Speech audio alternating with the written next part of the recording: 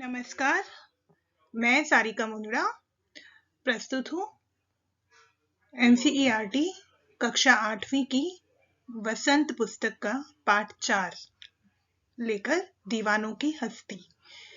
तो चलते हैं पाठ की तरफ कि क्या है इस पाठ में। पाठ 4 दीवानों की हस्ती एक कविता है, बहुत ही प्रसिद्ध कविता भगवती चरण वर्मा जी की। उन्हीं की द्वारा लिखी हुई कुछ पंक्तियां आपके सामने हैं, उस कविता की नहीं, अन्य किसी कविता की, लेकिन हमारे लिए एक बहुत बड़ा संदेश है कहीं ना कहीं इन पंक्तियों में। पढ़ते हैं इन पंक्तियों को। देखो, सोचो, समझो, सुनो, गुनो और जानो, इसको उसको संभव हो निज को पहचानो, लेकिन अपना चेहरा जैसा है रहने दो, जीवन की धारा में अपने को बहने दो। कितनी सुंदर पंक्तियां इन्होंने लिखी हैं कि संसार में जैसे कि हम सब आते हैं, हम कभी इसकी कभी उसकी बातें करते रहते हैं, ये ऐसा है वो वैसा है, लेकिन हम अपने आप को, निज मतलब अपने आप को, वो कवि इसमें क्या कह रहे हैं ना कि आप पूरी दुनिया को देखो, सोचो, समझो, उसमें कुछ अपना अस्तित्व बनाओ, अपने आप को पहचानो। ये बहुत जरूरी है। जितना हम और लोगों को पहचान लेते हैं ना, हम खुद को नहीं पहचान पाते। तो इस और कवि यहाँ पर इशारा कर रहे हैं, अपना चेहरा जैसा ही रहने दो, मतलब आप जो हो वैसे ही रहो। दुनिया में अगर आप कुछ गलत देख रहे हो और उन्हीं के हिसाब से अगर आप व्यवहार करना शुरू कर दोगे तो फिर आप में और उनमें कोई फर्क नहीं रह जाता। अक्सर ये बात हम सुनते हैं। तो यही बात यहाँ पे कवि ने इन पंक्तियों में कह दी है, एक छोटी सी पंक्ति में कह दी है कि अपना चेहरा जैसा है रहने दो, जीवन की धारा में अपने को बहने दो। कि ये जो जीवन है, इसमें इस धारा में कई आपको चीजें मिलेंगी, कई लोग मिलेंगे, कई तरह के व्यक्तित्व मिलेंगे, लेकिन आप जो हैं अपने अस्तित्व को, अपने व्यक्तित्व को कैसा बनाते हैं, ये आप पर निर्भर करता है। ये बात यहाँ पर भगवती चरण वर्मा ने कही है और कहीं ना कहीं संपूर्ण जीवन के लिए हमें संदेश दे दिया है। तो जिन लेखक की कविता, जिन कवि की कविता की 4 पंक्तियां भी आपने पढ़ी और हम आगे पढ़ने वाले हैं, वो दिखते कैसे थे। तो ये उनकी तस्वीर है आपके सामने, और ये जो आपको सामने किताब का इनके साथ में जो चित्र लेखा करके जो आपको दिख रहा है, ये इनका बहुत ही प्रसिद्ध उपन्यास है जिसमें पाप और पुण्य को लेकर चर्चा की गई है। और इस उपन्यास पर कई फिल्म्स, पिक्चर बन चुकी हैं और बहुत ही सुंदर ये उपन्यास है अपने आप में पढ़ने में। मैंने पढ़ा है इसलिए मैं इतना अच्छे से आपको इस बारे में कह सकती हूँ। तो जिन कवि की हम कविता पढ़ने वाले हैं, उनका लेखन थोड़ा सा मैंने आपके सम्मुख रखा 4 पंक्तियों के रूप में। उनकी तस्वीर आपने देखी, उनका एक उपन्यास मैंने बताया। अभी उनके परिचय की तरफ हम थोड़ा चलते हैं। तो उनका जन्म हुआ 1903 में उत्तर प्रदेश के उन्नाव जिले में, और शैक्षणिक डिग्रियों की अगर बात की जाए तो बीए और एलएलबी। और लेखन की तरफ जो इनका रुझान था, तो पहले वो कविताएं लिखा करते थे ये, और बाद में उपन्यास लेखन, नॉवल राइटिंग, उपन्यास मतलब नॉवेल्स, वो लिखना इन्होंने शुरू किया। बाद में अपने फिल्मों के लिए भी काम किया, पत्रकारिता मतलब जर्नलिज्म और लेखन के क्षेत्र में आपने बहुत काम किया है। ठीक है ना, इन्होंने काफी समय इन्होंने रेडियो, आकाशवाणी, फिल्मों आदि के लिए इन्होंने काम किए। राज्यसभा के ये मानद सदस्य मतलब रहे, राज्यसभा के सदस्य भी इनको होने का अवसर मिला। और इनके प्रमुख उपन्यास, जैसे मैंने एक तो आपको बताया अभी, चित्रलेखा, टेढ़े मेढ़े रास्ते। पुरस्कार आप अगर देखें तो साहित्य अकादमी पुरस्कार, पद्म भूषण भी इनको मिला है। तो आप समझ सकते हैं कि आज हम कितने महान व्यक्तित्व की कविता पढ़ने वाले हैं। कविता की तरफ बढ़ने से पहले कुछ जो कविता में अर्थ हमको जरूरत पड़ेगी, कुछ शब्द ऐसे कोई बहुत कठिन शब्दों में इनकी कविता नहीं है, समझ में आने वाले शब्द हैं, लेकिन कुछ शब्द जो हैं यहाँ पे जो मुझे लगा कि मैं आपके सामने रखूं। हस्ती मतलब अस्तित्व, हमारा खुद का जो व्यक्तित्व है वो, हमारा होने का अर्थ। आलम दुनिया। स्वच्छंद जो अपनी इच्छा के अनुसार चलता है, स्व मतलब अपना, अपनी इच्छा के अनुसार चलने वाला, उसको हम कहते हैं स्वच्छंद। जो किसी की नहीं सुनता, जो बहुत लोग कुछ कुछ राय देते रहे, कुछ भी उनको कोई फर्क नहीं पड़ता, वो अपने मन में कुछ ठान लेते हैं और वैसे ही करते हैं, चाहे पूरी दुनिया में कोई कुछ भी कहता रहे। उल्लास खुशी, इससे तो आप सब शायद परिचित होंगे ही। अच्छा, कभी आपने क्या दीवाना शब्द पे गौर किया है कि दीवाना का अर्थ क्या होता है? क्योंकि इस कविता का शीर्षक ही है दीवानों की हस्ती। तो दीवाना शब्द हम अक्सर उसी के लिए प्रयोग में लेते हैं ना, कि जो कभी किसी की नहीं सुनता, मन मौजी, जो उसके मन में आए वो करे। तो उनकी हस्ती मतलब उनका अस्तित्व क्या है इस दुनिया में, उनके होने का क्या है, कुछ अर्थ है या नहीं, कुछ उसी बारे में कविता बात करती है हमसे। ठीक है, तो पढ़ना शुरू करते हैं। हम दीवानों की क्या हस्ती है, आज यहाँ कल वहां चले, मस्ती का आलम साथ चला, हम धूल उड़ाते जहां चले। आए बनकर उल्लास अभी, आंसू बनकर बह चले अभी, सब कहते ही रह गए अरे, तुम कैसे आए कहाँ चले। किस और चले यह मत पूछो, चलना है बस इसलिए चले, जग से उसका कुछ लिए चले, जग को अपना कुछ दिए चले। तो यहाँ पर क्या कहा जा रहा है, भगवती चरण वर्मा जी अगर आप देखेंगे तो शब्दावली कोई बहुत ही कठिन शब्दावली नहीं है, लेकिन जब हम इसका अर्थ अगर देखने की कोशिश करते हैं तो वो कहीं ना कहीं बहुत गहन है, बहुत गहरा अर्थ इसमें छुपा हुआ है। और इस कविता को मैं आपको दो अलग अलग वातावरण के हिसाब से आपके सामने में अर्थ रखूंगी यहाँ पर। जैसे कि आप इनका जो जन्म का काल आप देख सकते हैं कि 1903, तो समझ सकते हैं भारत देश में हमारे क्या स्थिति थी, स्वतंत्रता संग्राम, हर तरफ आंदोलन, स्वतंत्रता की जो लहर। तो उस हिसाब से अगर आप इसको देखेंगे तो दीवाना इन्होंने कहा है स्वतंत्रता सेनानियों को, जो अलग अलग तरीके से अपने कार्य करते थे। तो आप इस तरीके से भी इस कविता को देख सकते हैं, एक नजरिया आप वैसा भी रख सकते हैं, और दूसरा नजरिया आप ऐसा भी रख सकते हैं कि जीवन में अभी हमें कैसे जीना है उस बारे में भी कवि यहाँ पर कुछ कह रहा है। तो दोनों परिप्रेक्ष्य आप यहाँ पे समझने की कोशिश कर सकते हैं। तो ये बता रहे हैं, अगर हम स्वतंत्रता सेनानियों के हिसाब से अगर हम देखें कि कई लोग जो थे उस वक्त लगे हुए थे अपने देश को स्वतंत्र कराने के लिए, अपने अपने तरीके से वो लोग मदद करते थे। तो उसमें से कई लोग ऐसे भी थे जो एक जगह से दूसरी जगह जाते थे और काम करते थे, लोगों में स्वतंत्रता की चेतना फैलाते थे। तो और उनको दीवाना मतलब उनको अपने मरने के लिए कोई उनको शौक नहीं था, उनको उस बारे में कोई सोच नहीं थी कि जो होगा देखा जाएगा। तो इसलिए उनको यहाँ पे कवि ने शायद दीवाना कहकर संबोधित किया। और फिर उनके हिसाब से वो बात कर रहे हैं कि अगर वो लोग खुद अपने बारे में कहें तो कह रहे हैं हमारी हस्ती ही क्या है, हमें पता है कि हम कभी भी मर सकते हैं, कभी भी हमें पकड़ा जा सकता है, जेल में डाला जा सकता है, और हम कभी एक जगह टिकते नहीं हैं, क्योंकि इनकी जो गुप्त योजनाएं बनती थी, कभी कहीं भेष बदल बदल कर जाना। अगर आप पुराने स्वतंत्रता सेनानियों के कुछ कहानी वगैरह पढ़ें तो आप उसमें देखेंगे कि कैसे कैसे उन्होंने वेश बदला, कहाँ से कहाँ चले गए। तो वही कि है आज यहाँ कल वहां चले, मतलब एक जगह रुके, वहां इनका कुछ जो काम था वो इन्होंने किया, फिर ये वहां से निकल दिए। मस्ती का आलम साथ चला, हम धूल उड़ाते जहां चले। और ये जो आम जनता के बीच में जब ये लोग रहते थे तो ये बहुत मस्त मौला की तरह रहते थे, किसी को भनक ना लगे, किसी को ये पता ना पड़े कि ये करने क्या आए हैं, उस तरीके से ये रहते थे। तो ये जहां भी जाते थे अपने साथ एक मस्ती की लहर लेकर जाते थे लोगों को, ताकि समझ में ही ना आए कि ये क्या काम करने आए हैं। ठीक है ना।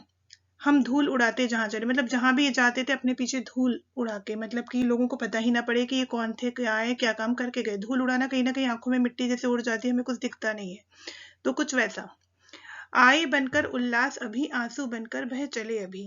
बोले जैसे जब ये आते हैं तो लोगों को बहुत खुशी होती थी, इनका व्यवहार ऐसा होता है मसमोला, क्योंकि इनको जीने मरने की कोई फिक्र नहीं है, तो ये उस पल में जीते हैं, जो समय है उस पल में जीना। और जब ये जाते हैं तो लोगों की आंखों से आंसू बहते हैं, क्योंकि ये सबको प्यार बांटते हैं, सबके दिल में सबकी खुशियां उनको देना, ये सब कार्य ये करते थे। ठीक है ना। और जब ये जाने लगते हैं तो सब बोलते हैं कि अरे कहाँ जा रहे हो, अभी तो आए थे और अभी किधर जा रहे हो। और लेकिन इनका क्या जवाब होता है, किस और चले ये मत पूछो। बोले हम कहाँ जा रहे हैं, किस और में देखिए एक ही मात्रा है ओ पे, मतलब दिशा, डायरेक्शन की बात हो रही है, कि हम किधर जा रहे हैं ये मत पूछो हमसे, क्योंकि ये बता ही नहीं सकते। हकीकत तो ये है कि ये बता ही नहीं सकते, क्योंकि इनकी योजनाएं गुप्त होती थी, सीक्रेट मिशन इनके होते थे। तो बोले किस और चले ये मत पूछो, कि ये बात हमसे पूछो ही मत, बस हमको चलना है इसलिए चले। मतलब इन्होंने अपना एक लक्ष्य जो ठाना है उसके लिए हम अब काम कर रहे हैं और हम इसलिए जा रहे हैं बस। जग से उसका कुछ लिए चले, जग को अपना कुछ दिए चले। मतलब हम यहाँ पर जब में आए हैं तो इस जग के लिए हमारे कुछ, हमको ऐसा लगता है कि ये कार्य हमें करने चाहिए, तो हमने वो कार्य किए और उसका कुछ लिए चले, मतलब उसकी कुछ पीड़ाएं, उसकी कुछ तकलीफें, अपने इनके आसपास जो लोग रहते हैं उनके कुछ तकलीफें, उनका कुछ दुख, उसको ले लेते हैं और अपना कुछ दिए चले, मतलब अपना इस देश के लिए उस वक्त वो जो ये कर सकते थे। और आज के संदर्भ में बात करूं तो ऐसे लोग जो जहां जाते हैं हर जगह खुशनुमा एक माहौल पैदा करते हैं, तो वहां पे हंसी फैलाना, मतलब मुस्कुराहटें देना, ये इनका कार्य होता है। दो बात कही दो बात सुनी, कुछ हंसे और फिर कुछ रोए, छक कर सुख दुख के घूंटों को हम एक भाव से पिए चले। हम भिकमंगों की दुनिया में स्वच्छंद लुटाकर प्यार चले, हम एक निशानी सी उर पर ले असफलता का भार चले। अब अपना और पराया क्या, आबाद रहे रुकने वाले, हम स्वयं बंधे थे और स्वयं हम अपने बंधन तोड़ चले। तो यहाँ पे जो कह रहे हैं कि जो दीवाने हैं वो क्या सोचते हैं कि हम जहाँ रुके हमने कुछ अपने हिसाब से दो बातें लोगों की खुशी को बरकरार रखने के लिए, उनको खुश रखने के लिए कुछ अपनी बातें कही और उनकी भी कुछ पीड़ा, उनकी तकलीफें सुनी, उनकी भी कुछ दो बातें सुनी, कुछ हंसे और फिर कुछ रोए, मतलब हम कुछ हंसने भी लगे और कुछ रो भी लेते थे, ये भी इंसान है, कभी इनको भी रोना आ सकता है। छक कर सुख दुख के घूंटों को हम एक भाव से पिए चले, मतलब हमने जो सुख और दुख के जो घूंट है, मतलब इनके जीवन में सुख और दुख जो है उनको हम एक भाव से पिए चले, मतलब सुख और दुख की अवस्था में समान रहना, समान भाव से जीना। गीता का भी जो एक संदेश है वो यही है कि सम अवस्था, संतुलन होना। तो यहाँ अगर हम कहें कि कितनी आसानी से दीवानों ने उस चीज को अपना लिया है कि हम जो सुख और दुख में विचलित नहीं होते, सुख में हम बहुत अधिक खुश नहीं होते, दुख में बहुत ज्यादा परेशान नहीं होते, एक समानता का भाव, हम एक भाव से पिए चले, मतलब सुख और दुख में हम एक ही रहें, उस तरीके से हमने जीवन को जीने का अपना मानस बना लिया, अपना उद्देश्य बना लिया। और ये एक बहुत बड़ी बात है, इस लक्ष्य को प्राप्त करना आसान नहीं है अगर हम कहें तो जिसमें ये चीज आ जाती है तो वो इस दुनिया को बहुत एक अलग दृष्टि से देखता है कि जो है ठीक है, इससे हमारा कोई इतना लेना देना नहीं है, हमारा क्या कार्य है, हमें क्या करना है, वो उस पर ही ध्यान देते हैं अपना पूरा। लोग क्या कह रहे हैं, कौन क्या कह रहा है उनके लिए, उनको इससे कोई फर्क नहीं पड़ता। तो यहाँ पर भी अगर हम कहें कि इसको जीवन की तरीके से अगर देखें दृष्टिकोण से, तो ये एक बहुत बड़ा जीवन के लिए संदेश भी है कहीं इस कविता में। हम भिक मंगों की दुनिया में स्वच्छंद लुटाकर प्यार चले। अब दुनिया को यहाँ का है भिक मंगो, भिक मंगा मतलब भिखारी जो भीख मांगता है। अब पूरी दुनिया को इन्होंने क्या कहा, भिक मंगा, मतलब ये दुनिया में हर कोई आपसे कुछ ना कुछ मांगता ही है। हमारे चाहे हम कितने भी रिश्ते देख लें, कुछ भी हम देख लें, तो दुनिया में जब इंसान आता है तो वो एक भिखारी की तरह ही होता है, चाहे वो कितना ही बड़े पद पर क्यों ना हो, कितनी ही बड़ी उसकी प्रतिष्ठा क्यों ना हो, लेकिन दुनिया में हर किसी को प्यार चाहिए, हर किसी को ये चाहिए कि कोई लोग उससे अच्छे से बात कर लें, उसकी बात सुन लें।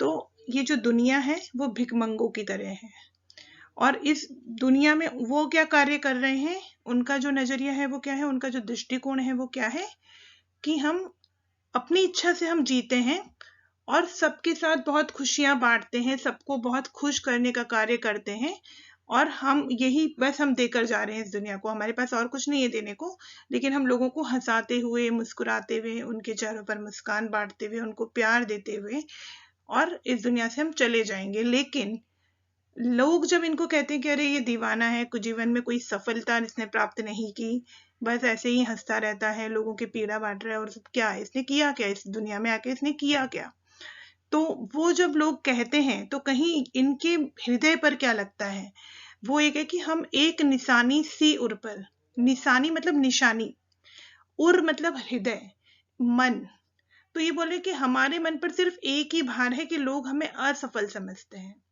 कि हम वो एक जो भार है हमारे ऊपर, जो एक हमारे ऊपर एक कहते हैं ना टैग लगा देना कि असफल व्यक्तित्व है, तो वो हमारे हृदय में कहीं एक भार की तरह है। और कई, जैसे मैं कहूँ कि स्वाधीनता संग्राम वाले जो मैंने बात कही, उन सेनानियों के लिए भी अगर आप बात करें तो कई लोग ऐसे हैं जिनके नाम आप जानते हैं, जैसे चंद्रशेखर आजाद, सुभाष चंद्र बोस, ऐसे बहुत से नाम है जिनको आप जानते हैं, लेकिन कई ऐसे भी हैं, बल्कि जिनको हम जानते हैं उनसे कहीं ज्यादा संख्या उनकी है जिनको हम नहीं जानते, है ना, उनका कोई इतिहास में ऐसा कोई नाम दर्ज नहीं है, कि उनको कोई प्रसिद्धि नहीं मिली है, तो उस तरीके से भी आप इस बात को देख सकते हैं कि एक जो उनके हृदय पर थी कि हमको लोगों ने उतना जाना ही नहीं कि हम क्या थे, तो उनके जीवन में जो असफलता का जो एक तमगा लगा दिया गया है, वो कहीं उसके बारे में यहाँ पर इन्होंने बात की है। फिर कहते हैं आगे वो कि अब अपना और पराया क्या, मतलब अपने और पराये में उनका जो अंतर है वो मिट चुका है। और वो इस तरीके से देखते हैं कि अगर हम मर भी गए तो उनकी क्या इच्छा है कि आबाद रहे रुकने वाले, कि जो यहाँ पर रुक रहे हैं, जो इस जीवन को जी रहे हैं, क्योंकि दुनिया जो है लगातार गतिमान है, ठीक है ना। कोई आता है फिर कोई मर भी जाता है, लेकिन ये दुनिया का जो चक्र है वो चलता रहता है, सतत रूप से वो प्रवाहमान है। तो यहाँ पर वो वही कह रहे हैं कि इस दुनिया में कुछ भी अपना और पराया नहीं है, ऐसी कोई चीज ही नहीं है, कोई भी यहाँ पर हमेशा के लिए नहीं है, तो कोई भी किसी का अपना नहीं है। और जब तक हम यहाँ हैं तो सब कोई हमारे हैं, तो वो कोई पराये वाली बात भी नहीं है। तो यहाँ पर वो कहते हैं कि जो भी यहाँ पे रुक रहा है, जो भी यहाँ पे जी रहा है, वो अच्छे से रहे, आबाद रहे, ठीक है। हम स्वयं बंधे थे और स्वयं हम अपने बंधन तोड़ चले। बोले हम स्वयं बंधे हुए थे, इस दुनिया में जब हम आते हैं तो हम बन जाते हैं ना, रिश्ते नाते संबंध दोस्त मित्र ये सब कुछ, तो हम बंधे हुए थे। और जब हम इस दुनिया से जाएंगे तो हमारे बंधन अपने आप हम तोड़ भी देते हैं। हम जब इस शरीर को त्यागते हैं तो हमारे जो बंधन है वो कहीं ना कहीं अपने आप ही अलग हो जाते हैं। तो यहाँ पे इस बारे में बात की है कि हम स्वयं बंधे थे, और जैसे कि ये मैंने कहा अलग अलग जगह जाते थे तो वहां पे एक रिश्ते की तरह जोड़ कर वहां रुक जाते थे और बाद में वहां से निकल जाते थे, अपने बंधनों को ये खुद तोड़ के निकल जाते थे। आप इसको मैंने कहा ना, दो दृष्टिकोण से इस कविता को समझने की कोशिश कीजिएगा, ठीक है। इस कविता से क्या सीख मिलती है, हमें क्या शिक्षा मिलती है? क्योंकि अगर हम ऊपर से देखें तो बस मस्ती की बात की है कि खुशी से जियो, ऐसे जियो, लेकिन वास्तव में जो सीखने की बात है वो क्या है कि जीवन का जो हमारा दृष्टिकोण है वह संतुलन का भाव लिए हुए होना चाहिए। मतलब सुख में बहुत अधिक प्रसन्न भी नहीं और दुख में बहुत अधिक परेशान भी नहीं, क्योंकि समय है ये बदलता रहता है, इस बात को अपनाना। मतलब जो गीता का संदेश दिया गया है ना कहीं वही चीज यहाँ पर इसके संदेश में भी आ जाती है कि हमें जीवन में संतुलित भाव से जीना चाहिए।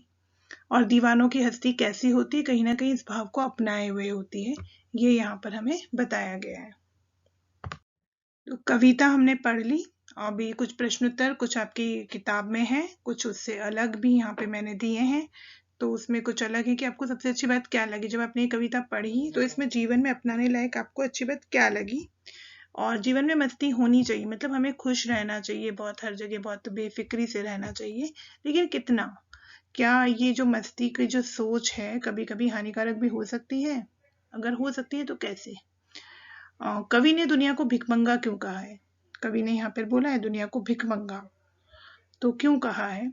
और भगवती चरण वर्मा का संक्षिप्त परिचय कुछ तो मैंने आपको स्लाइड में दिया ही है, थोड़ा सा आप और भी ढूंढ सकते हैं, तो उनके बारे में थोड़ा पढ़िए और लिखिए। और कुछ प्रश्न आपकी जो पाठ्य पुस्तक है वहां पर है ही, तो वहां से करिए उनको। मिलते हैं अगले पाठ के साथ किसी अगले वीडियो में, तब तक के लिए धन्यवाद।